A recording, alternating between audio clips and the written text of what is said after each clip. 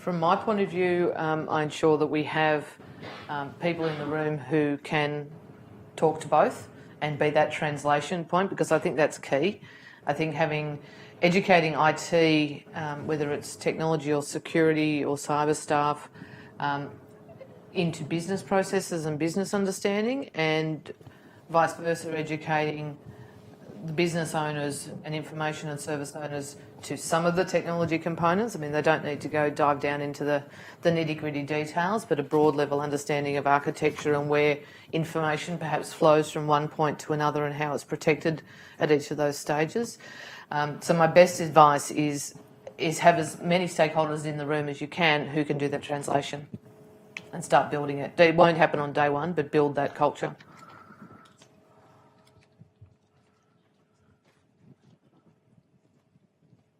Yeah, it's a good question. I mean, I don't think that they necessarily need to be external, but it is important that a privacy officer has an appropriate sense of their independence and role in asserting the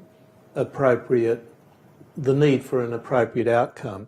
Interestingly, in Singapore, privacy officers are recognised in the Data Protection Act as a role and actually have a direct liability in the event of certain things going wrong. And that, combined with the natural inclination of Singaporeans towards compliance with anything their government says, generates some pretty good behaviours, I think, around privacy impact assessments. So I don't think the issue is necessarily internal or external. It's about privacy officers having the appropriate level of seniority and independence and willingness to assert that independence in their review. Would anyone else on the panel like to comment on that one? I would just note that that's a systemic issue across all of these privacy challenges, right? You can talk about the impact assessment, you can talk about the communication translation challenge. You can very quickly see which organizations have privacy leads, call them chief privacy officers, call them whatever they happen to be in the organization. Those organizations in which those people have real power and real autonomy and can make decisions, or those who are in place simply to check a box on compliance. We have somebody who's looking at compliance and privacy, check, done. Completely different cultures around each one of those, and you sort of get a sense of how I believe organizations should be run. And I think if you look at where the world is headed, if GDPR really is I was going to say the North Star, the Southern Cross, where everybody should be headed, then having fully empowered, strong, authoritative, in some respects, chief privacy officers is the only way to go moving forward. Yeah. And Mel, I would say for New South Wales agencies that they can come and talk to the IPC as well, and we can give an independent view on privacy impact assessment. That's great. I hope everyone noted that one. It's fantastic.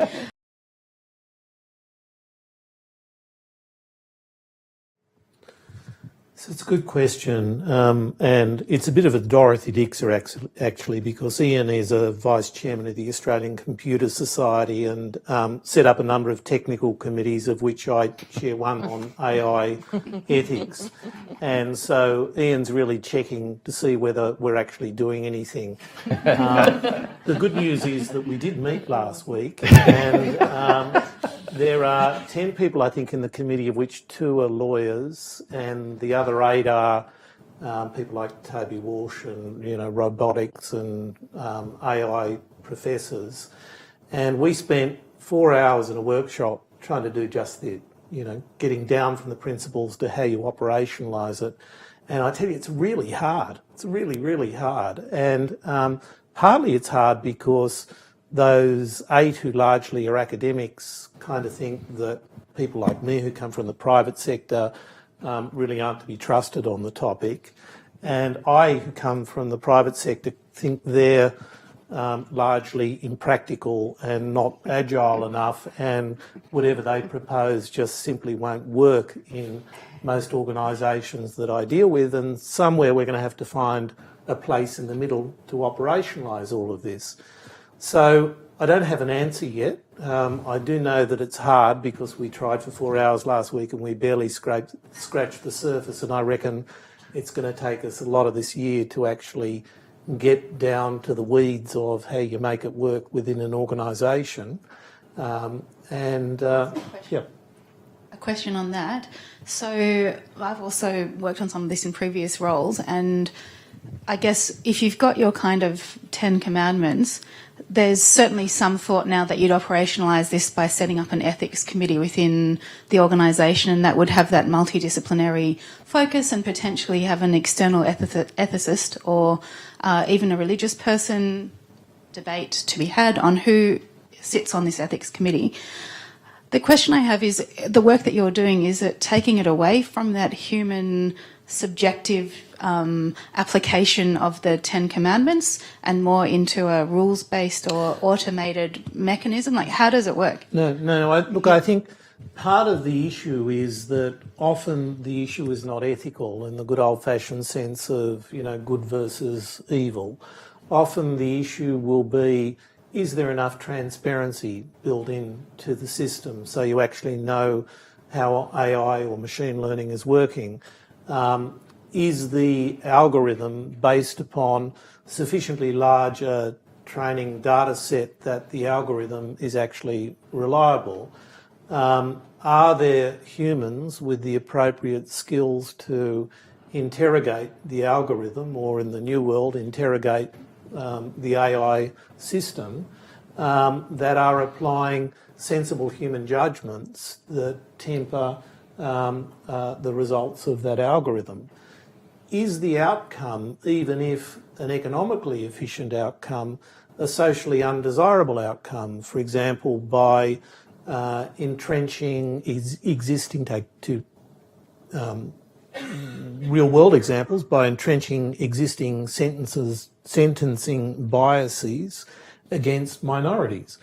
And, often, just to give you a concrete example, often a problem is an algorithm might be right for the broad cross-section of the public because the training data on which the algorithm was developed had sufficient data on, white Anglo-Saxon males between 25 and 60, but it actually has an inadequate data set to draw conclusions about the criminality of people of Vietnamese boat people descent living in Wilcannia. And yet the algorithm is applied across the board. So problems of algorithmic bias, of transparency, of excessive reliance of humans upon maths because maths feels like it's scientific, these are all things that have to be addressed within a so-called ethical or social fairness type review. So it's not just about good versus evil, often it's about really understanding what's going on. One last question from me, and then I'll go back to the audience. So, I know, where do you see the skill set coming from to be able to interrogate the algorithms and be that interface? Do we have that skill set at the moment? Don't get me going on the topic of STEM. The answer is that conversations with many teenagers will bring out some of these issues. We have to get, we have to all take responsibility to know enough about the adjacent subject matter areas to the areas that we work in to be able to have these conversations. And we then need to get enough people speaking the same language. It comes back to that comment before about getting the IT people to talk to the privacy people. You think that's bad? Try and get people to have an ethical conversation without resorting to the 10 commandments, and having silly arguments about good versus evil that kind of don't get to the heart of issues like social equity and fairness, consumer expectations. So I think it is hard, but the good news is that when you engage people around these issues, there's a really wide public interest in them. People want to have a debate around these issues, and often within an organisation there's a latent desire to have these conversations that you can unleash to your benefit. And that's part of what we need to do to sort of unleash the tiger within our organisation. And often it will be as simple as, okay, you, Ian, are to be the citizen advocate in this discussion. Don't want to hear what you think, Ian. I want you to tell us what you think citizens think. And somebody will challenge him if he says something that they don't think is what citizens think. So we probably know what Ian thinks, of course. Well, we know Ian. But if he's representing citizens and other people think that he's not representing them adequately, they'll probably call him out on it. So you can actually have that kind of role playing and get some diversity into the discussion that way. I can play a woman of, 18 to 25, channel my daughter, and God help her, God help me. Issues. I think one element comes back to what we've all spoken about is culture. So understanding and increasing the understanding of the value of that data to the organisation, both in terms of services it provides, but also the obligation that we hold as public officials in the New South Wales Government, for example, and the obligations that we therefore have to protect that data. The likelihood of risks talk very much to the technology side, but the impact is very much a business conversation around what is that reputational risk. Am I seeing a potential breach of regulation as being low, or am I seeing that as actually being high? Where do I want to sit? What's the community standard that I should be held to? And I think talking to that might increase that insight. I always, the goal is, as Peter mentioned, it's amazing how many people looked at GDPR, for example, and said, problem, problem, problem, compliance, compliance, compliance, tax, tax, tax. And yet in the course of that process, it's amazing how many organizations have uncovered incredible value out of the data sets that they have. And more senior business decision makers in organizations, business can be a public sector agency as well, as a side note, starting to realize the power and importance of that data and that information. So as you go in and look, as you go into that escalation, you have that senior discussion and say pros and cons. Make sure that you have some senior business people on your pros side who are going to come into that meeting and say, this is the data I use. This is why I need it. This is how valuable it is. This is what I can do for government. This is what I can do for citizens. This is what I can do for the organization if you let me use the data in this way. And by the way, the only way you can let me use the data this way is if you have the following control sets in place. Tick, tick, tick, tick, tick. I can benefit government, I can benefit society this way, but you need to allocate resources to make it happen. If you can get the people behind you to explain why you need the data and not just, I have a compliance obligation, give me the money to do it, you'll be much more impactful in that escalation. I think government has a particular challenge in that often the costs and rewards aren't shared within the business unit that is being asked to make the decision. So often the business unit, government administrative units, being asked to make a decision for the greater good of government with no direct rewards back to that agency by taking an increased risk profile. And anyone who has worked in a law partnership knows, the only way to drive a donkey forward is to make sure that you're using the carrot and the stick on the one donkey, and government needs to think about that. It needs to think about, is it creating the right incentives for organisations to engage in beneficial data sharing to the benefit of government as a whole and citizens of the state? And is it giving sufficient rewards to the organisation to fulfil that goal?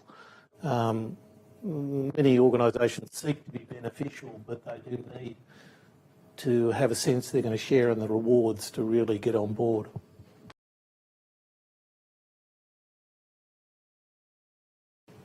Obviously, this is one of the hottest topics in the world of privacy these days. Balancing societal needs for law enforcement against equally compelling, in some respects, societal needs for privacy.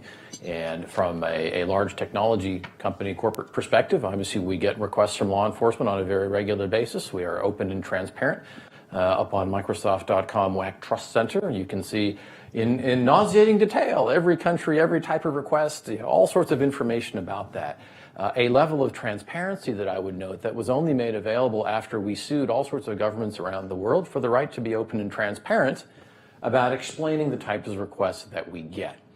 From our perspective, we as a whole machinery and system in place to evaluate and look at. There's a human being that looks at all of those requests. When they're legally valid requests from law enforcement, we're able to respond. And when they're emergency requests, we respond extraordinarily quickly.